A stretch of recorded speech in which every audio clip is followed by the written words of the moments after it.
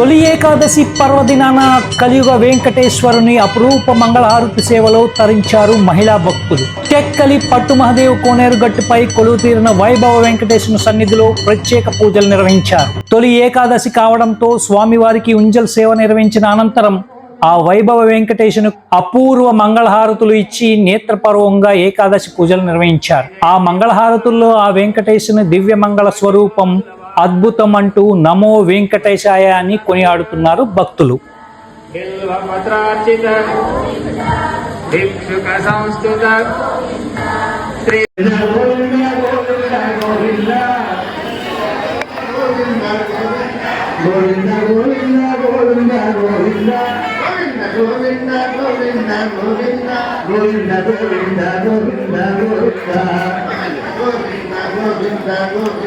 Govinda Govinda Govinda Govinda Govinda